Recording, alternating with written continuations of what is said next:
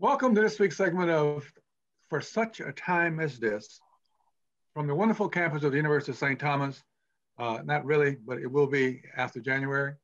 And we really want to continue to thank you all for your calls, emails, and text messages who have viewed previous segments of For Such a Time as This. It's really heartwarming to get those comments and for you to talk about guests and subjects you would like to see us cover on upcoming segments of For Such a Time as This. I want to always thank Dr. Ludwig and the wonderful team and staff at the University of St. Thomas for helping and allowing to make this happen.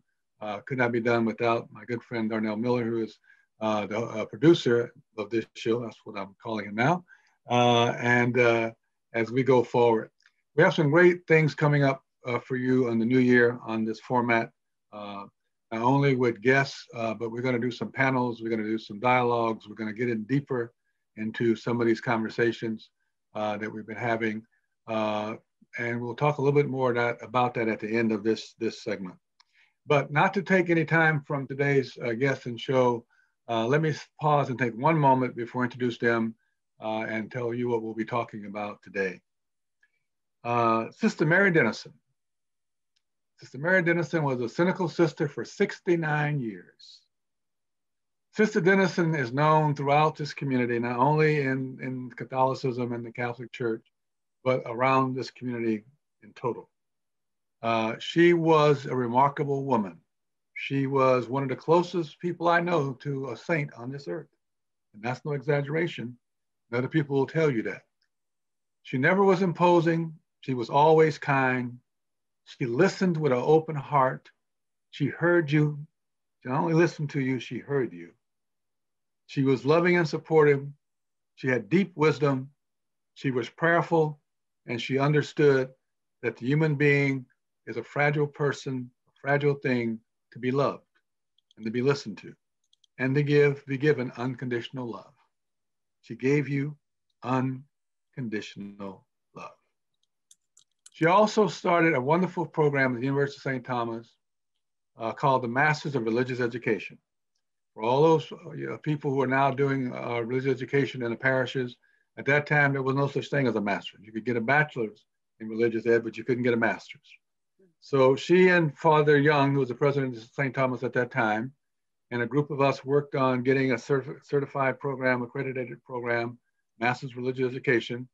Actually started in 1969.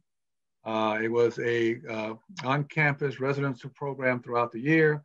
And then in the summer, it grew immensely because we invited people all over the country to come and do an intense 5-week with us on the campus of the University of St. Thomas. That first group, I remember very well because I was involved in welcoming them to Houston and to St. Thomas, helping them unpack, showing them where their dorm room was and all that stuff, was on June 13, 1971. And for the next years until the program concluded in 2002, the next 24 years, she ran that program. And I'm proud to say I was involved with that program for many, many years. She got me through my stroke recovery from the spiritual side. And so you needed physical therapists, you needed your mental therapists, you needed your doctors, you needed all that side of it, but you also needed the mental piece and the spiritual piece. And she was my spiritual director for many, many years. And I have to say, she made a profound impact on my life, without a doubt. We had her going home service yesterday, and people from around the globe, because now it was virtually, literally they had people from all over Europe, United States on that Zoom going home service, because she deserved it. I could go on, but I'm going to stop there because if I do, I'm going to probably tear up a little bit. We miss you, Sister Dennison. God bless you for all you did for all of us, and enjoy your time. And I know you and God are going to work on some things, and you'll help him straighten out some of the stuff. So he has a good helper. All right, today we're talking about, this Zoom thing and this pandemic world has caused us all to focus on some things, lose focus of others, and miss other things that have happened. So on my birthday and the day after, November 16th and the day after on the 17th, in Colombia, Colombia had hurricanes, category 5, had 2 of them actually back to back. And Colombia was impacted, and the archipelago of San Andres province and St. Kathleen. And to help us understand what happened there and what is going on now and what the need is and how you can help as the University of St. Thomas campus and family and community and extended network. We have students from Colombia on the campus right now and the greater Catholic community in Houston and the greater community, period. All of us can help. There's a way we all can support the efforts and the needs there in Colombia. To help us understand what is going on and what the current need is, our 2 good friends. I'm going to let them both introduce themselves so I can do justice to both of them. Diana and Brittany, and I'll let Diana go first, and then Brittany can introduce herself, and then we'll talk about Colombia. Welcome, Diana. Hello, Larry. Thank you so much for this great opportunity to be able to talk to the UST community. I am a graduate of the University of St. Thomas, class of 2008. Yay, Celts. From the Center of International Studies. And, you know, as I was thinking through of how to introduce myself, I thought as a student, as an alum of International Studies, I studied this theory. We discussed it, everything from international aid and what all is involved. And to think that this has hit so close to home, of course, being a Houstonian, this being my second home, we experienced Hurricane Harvey, which we all know we are still recovering from. There are many families still rebuilding from Hurricane Harvey. And so this furthermore hit home, this hurricane. And as I'm originally from the island of San Andres, and my family immigrated, and I had the great opportunity to study at St. Thomas and be part of this world-class university and what it represents. And I'm here just to talk a little bit about what that is, because I know St. Thomas and the community has a great heart, and we've always supported efforts. I recall as a student at the university, we did alternative spring break after Hurricane Katrina. A group of students, we went down to New Orleans to assist with that. And now it's my turn. My own family, my own hometown, where I was raised, is now experiencing this. And as you mentioned, 2 devastating hurricanes back to back, Hurricane Iota just 8 days before, and now Hurricane Iota, as you mentioned, Hurricane 5, just 11 miles from the eye of the hurricane hit the archipelago. And so we are here. There's a group of us, amazing group of community leaders from the Colombian community, from the Raizal community, as the people of San Andres are known. We're our own ethnic minority within the Colombian territory. And the way we describe our islands is the Hawaii of Colombia. So San Andres is located, yes, in the middle of the Caribbean Sea. It is 450 miles off of mainland Colombia, but we're very much proud of our identity, of our roots. So we carry an Antillean, Caribbean culture, as well as the mainland Colombian culture. And so there's been a lot of efforts just right after the hurricane. The day after, we had the opportunity to have a group of us convene for a Zoom meeting, virtual of course, and just start thinking through how can we support the island. For an entire week, we were not able to communicate with our sister island of Providence. I personally was not able to communicate with my brother in 5 days to just know, are you okay? Is everything good? Because there was no electricity, all the towers were down. The island lost 98% of its infrastructure. And I recently traveled to the island. I just came back on Monday and had the opportunity to be able to see with my own eyes what the people are requesting, the support. And it's been a heavy year for everyone. This coupled with COVID, as we all know, that everyone's been impacted by it. And I have the pleasure today to be joined in by a dear friend and community advocate, Brittny Sandoval, who is a member of the Houston community as well, the Raizal community, and has been assisting and spearheading these efforts, these donation relief efforts here in Houston with a group of other volunteers, amazing people who have utilized their talents in every way. We have individuals who are connected with the Texas Medical Center who have offered their assistance. Brittany is a student of creative writing, as well as, and designed our flyers to get the word out, and in using her artistry as well to support us in this effort. So I'm going to let Brittany speak a little bit about the work that they've been doing on the ground. While I was in San Andres, they were getting ready to, load donations that are now underway in a container from the Port of Miami, a container that was donated as well from the Port of Miami onto San Andres. So she can speak a little bit more about what that all entail and how in a matter of 2 weeks and in between the Thanksgiving break, everyone came together for this effort. Right. Thank you, Diana. Welcome, Brittany. Thank you so much. So yeah, just a little bit about myself. I actually attend the University of Houston. I'm an English major focusing on creative writing. I just finished my internship with Arte Público, and I'm really happy to do that. And I try to volunteer, and I'm really passionate about like Diana.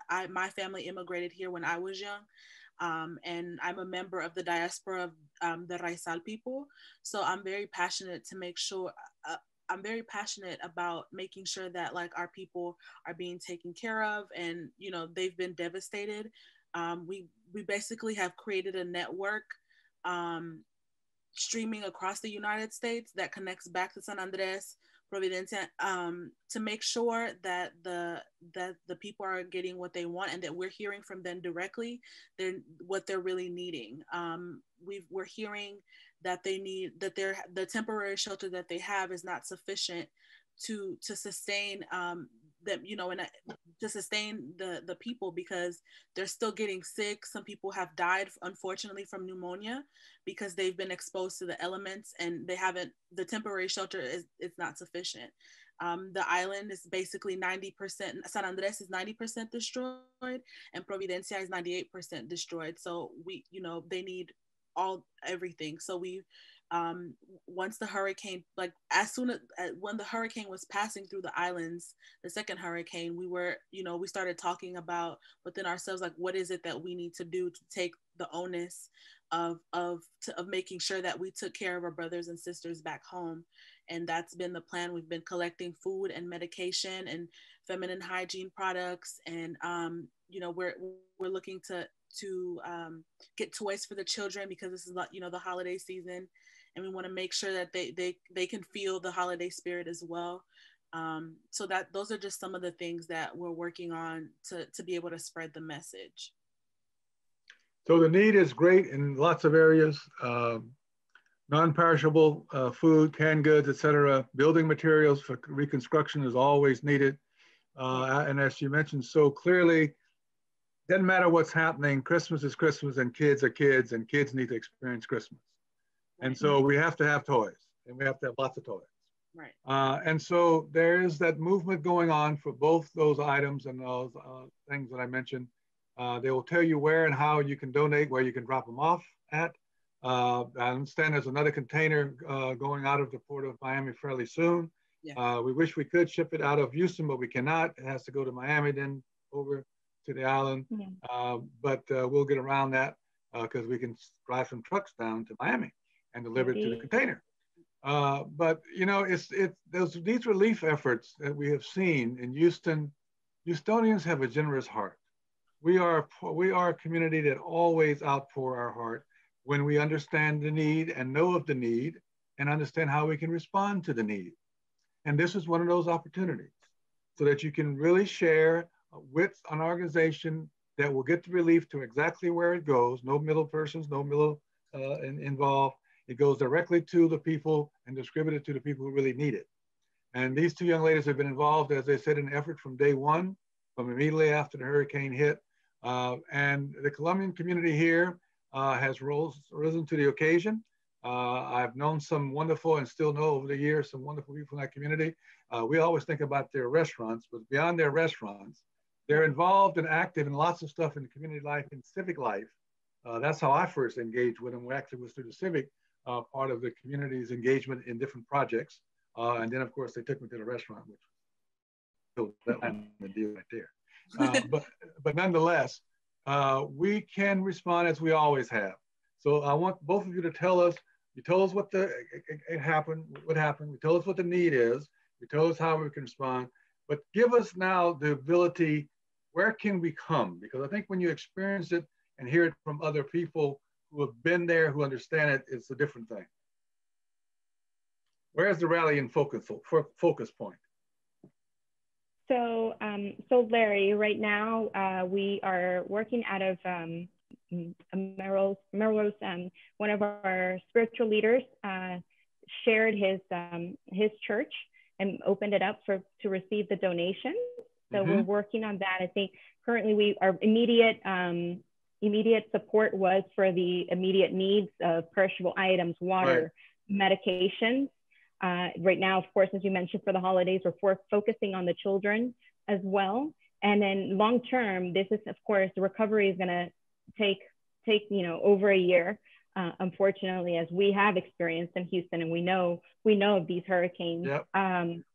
So the next step is construction materials. I think that is what was most palpable to me visiting the island that most people clamored for was, can you help us with construction materials? There's currently groups from Chef Jose Andres of the World Central Kitchen. They're actually down on the ground working, delivering meals, and trying to also teach people how to themselves build their homes, because it's difficult to get into an island, and everything that it required. I had to get on 7 different flights to be able to get down there, and within a span of 4 days. So there are some challenges, and I think that the people are resilient.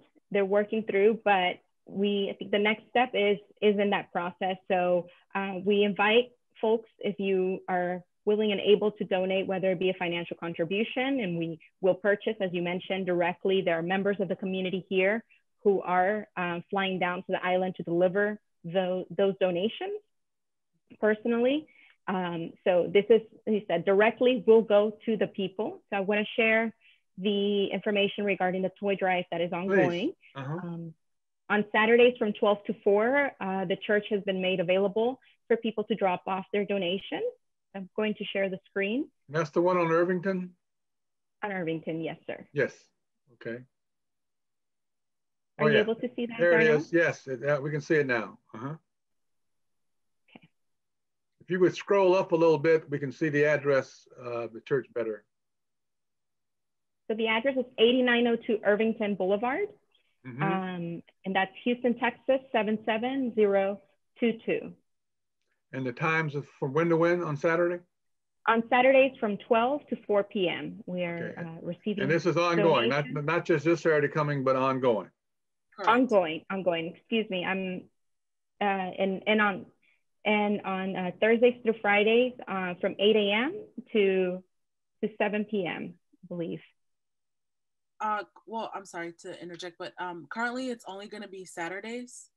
Until further notice, we had to make a shift, but we're also centered on Facebook. We've created a Facebook page. The name of the Facebook page is San Andres and Old Providence Indigenous Raizal Diaspora, and that's going to be kind of where we have other additional information about the GoFundMe pages and update everyone as we receive updates from the ground. And so everyone can see kind of like the impact that they're going to have on the community, and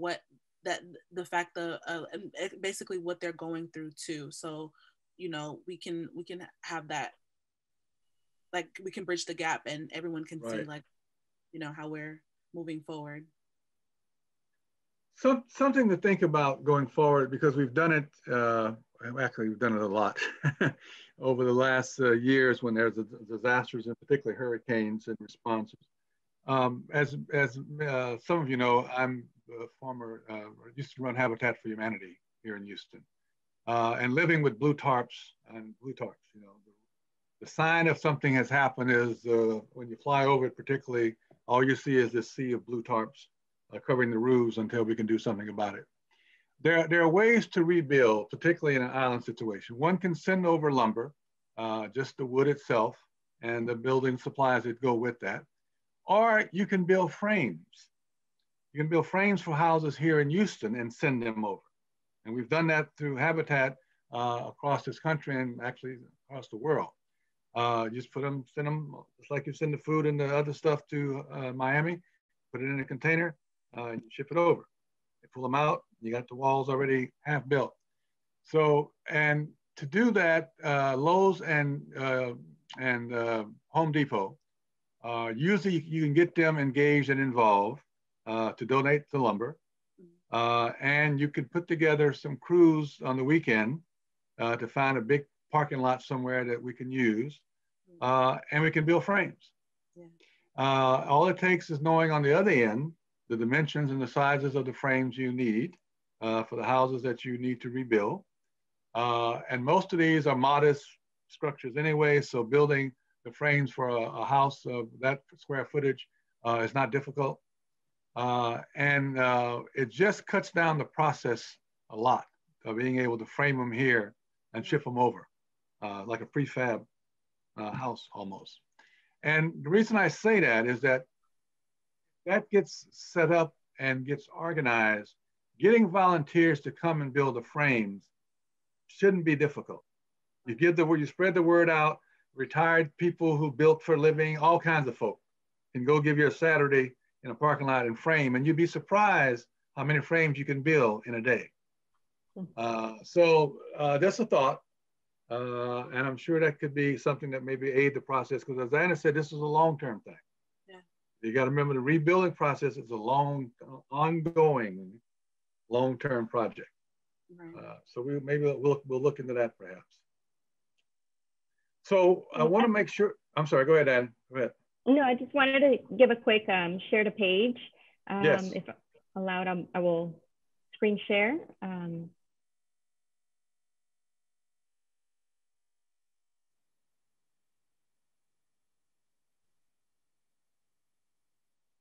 Are you able to see? Here is the Facebook page where you can find information regarding the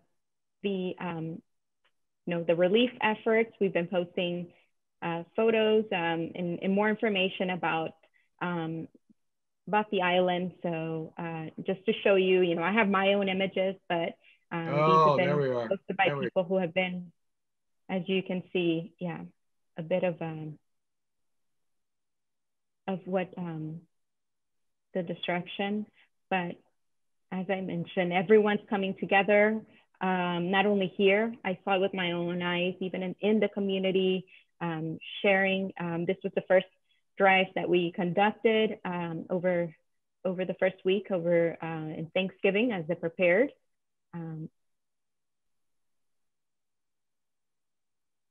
we will continue here all, we've been posting the information on the donations that we've received them for purposes of accountability, and to also thank those who have come forward to assist. Mm-hmm. So you will find more information here. I wanted to also share the GoFundMe page for those that aren't able to make donations in person. This is our GoFundMe page, and all funds are destined to purchase materials. Right. And I'll also say, like, if for some reason you're not able to donate food or anything like that, or money, just make sure, help us spread the word, because we might be able to get to other people that, are able to donate. And, it's great to be able to, really rally the community at large. Yeah, and also the donation of your time.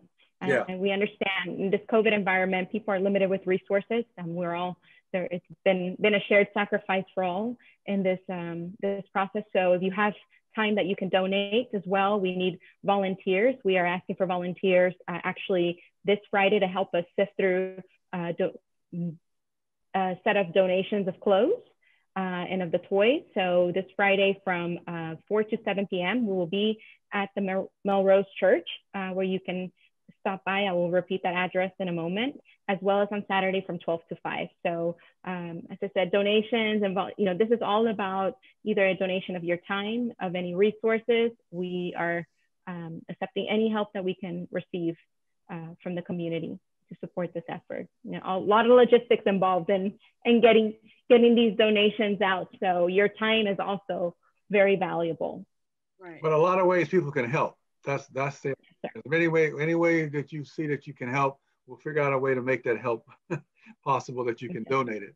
And as I mentioned earlier, I want to go back to it because I know how people begin to think this time of the year, we come to the end of the year. I always say we give out of our heart, we give out of our love, we give because it's the right thing to do at this time of the year, but we also give for the tax write-off.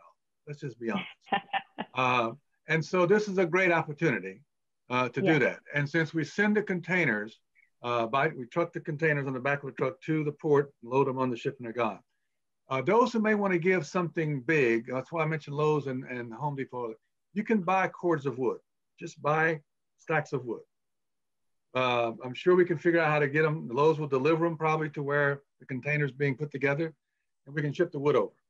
I mean, there's always some way to do it if you want to help. You know, they're going to need anything that deals with building supplies. We're going to need pails of nails. We're going to need, go down the list. All right. We're going to need, you know, the whole 9 yards. And anybody who built any homes or built any add-on or construction, you know what those materials are. It's the same materials, no matter what you're building, it's the same materials.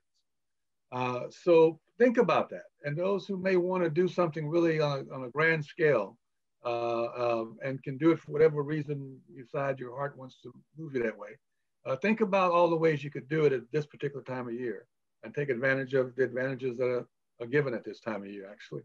And so it's important. All right, before we have to get out of here, I want to make sure we have all the things covered that we wanted to make sure we get out to everyone. And as I said, the Saturday effort is an ongoing one. So ongoing until who knows. So you can plan it accordingly in your calendar and schedules. I'll ask this since you were recently there. Are there, let's see, whom are on the island working now? Like for instance, is USAID there? Is I would assume they are. Who else is there? So the Humane Society has also been on site to assist. I know that's a secondary thought, but there's pets. There's also stock that was affected. So the Humane Society, USAID, has placed through the U.S. Embassy in Colombia, in Bogota, they put at their disposal assistance with, as Brittany mentioned, a lot of people were living on tents, and these are not the tents that you might imagine of a military camp. These are actual camper tents. And after a hurricane, there have been rains because this is currently in South America is the summer season per se, our summer season with rains. So there's been residual rains after the hurricane and people are just getting wet. But thanks to the help of USAID, they've been bringing in cots so that people have something else where they can sleep and trying to bring in some materials to prefabricate some roofs to get people to be at least back in the home, because we have now the complexity of COVID. So you cannot have people, you know, in a shelter, despite the fact that the first shelters that were made available were the churches on the island. They took in, the faith-based organizations took in the individuals, made the makeshift shelters. In fact, one of the remaining structures, which I found, and I know as a community of faith at UST, I found unbelievable and remarkable, was a church in Providence. And I got a chance to go by, and that's the church that served as a shelter for several of the individuals whose roof blew out. So it's just remarkable how I guess how they say God works in mysterious ways, right? Yes, indeed.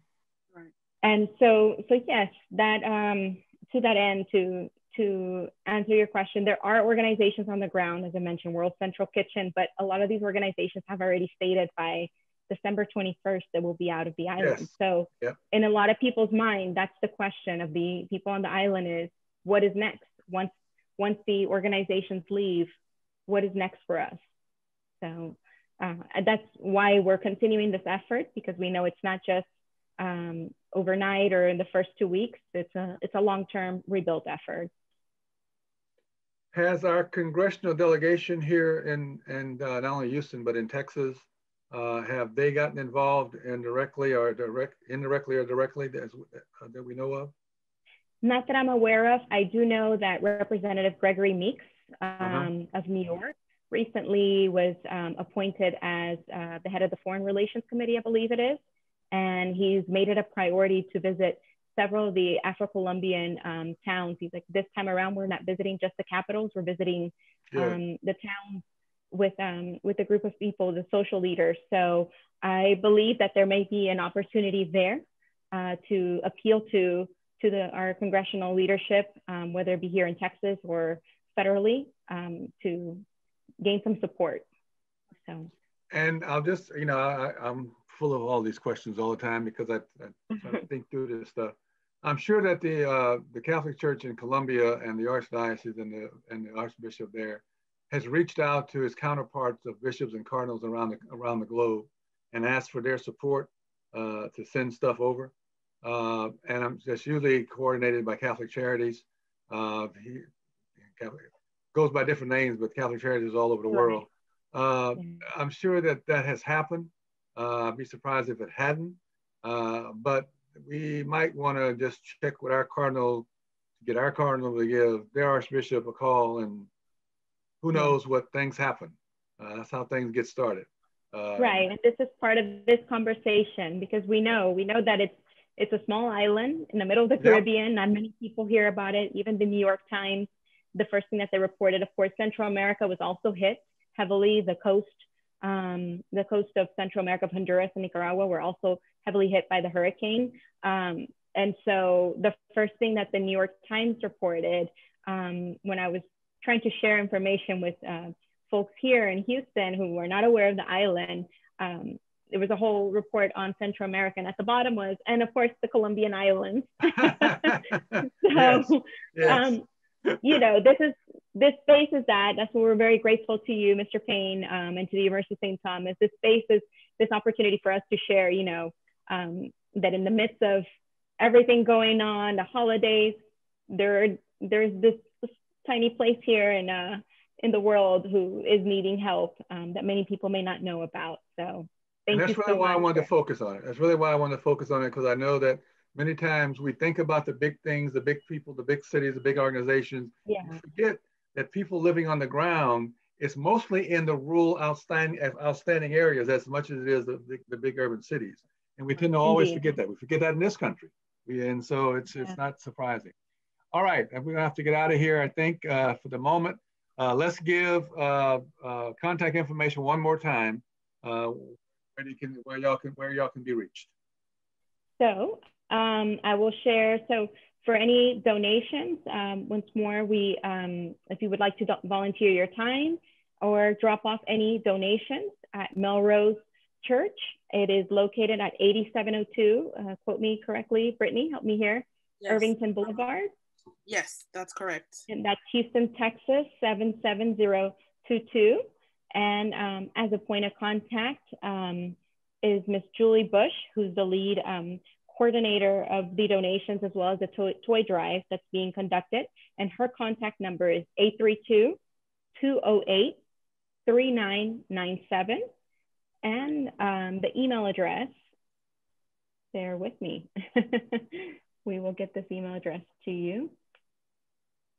And while you do that, I'm also going to mention the Facebook page again, because you can also contact us via the Facebook page.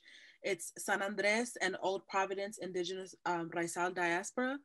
You can also send emails and messages. And then if you want to volunteer your time or want to, coordinate with us to drop off, if maybe you can't drop off during that time, we'll work with you. Indeed. And I will also share, so the email, let me spell it out for you. It's Raizal Diaspora, R-A-I-Z-A-L, Diaspora, D-I-A-S-P-O-R-A @gmail.com. And you can also find us at our GoFundMe page for devastation from Hurricane Iota. And I will screen share once more so you can see that information. And we will be sure to share this information with the USD team so that they can place it on the website or webpage. Okay. So mm-hmm. And particularly to outreach to our students on the campus from Colombia also. Thank you, yes. Okay. Having said all that and have information again presented in front of us, I want to thank you both, Diana and Brittany, for coming on for such a time as this. And this is exactly what the show is made for these kind of things that we can get across in many, many ways about the need and concern of human beings in relationship to other human beings serving other human beings, and human beings just making sure that we always give of our time, talent, and treasure, and not forget the fourth one, of course, which is touch, that we all are in relationships with each other as we develop the touch and care and respect for the human society as a whole and humanity as a whole, which we seem to have gotten away from a lot in this past year. All right, thank you all again. I'm gonna have some closing comments real quick, and we look forward to working with you on this ongoing project, because will be an ongoing project and an ongoing need. Thank you again. Thank you so much. So 2020 has been a very difficult year. So many dreams were smashed and left broken, and yet we as individuals and collectively will rise again. My hope is that God has taken a place among us, not over us, as a distinct thunder, but inside of us, with us. But as someone with us, through us, will be with us again as 2021 comes around, and we shall rise. We shall rise individually, we shall rise collectively, we shall rise as a people, we will rise as human beings in our common humanity, so that we will be again in a place where we can play a greater part in service to humanity. 2020 has been a hard year, a rough year, a sad year, a prayerful year, a stressful year, a year filled with anxiety, even fear for some human beings. That was not the intent of God for human beings to live in fear.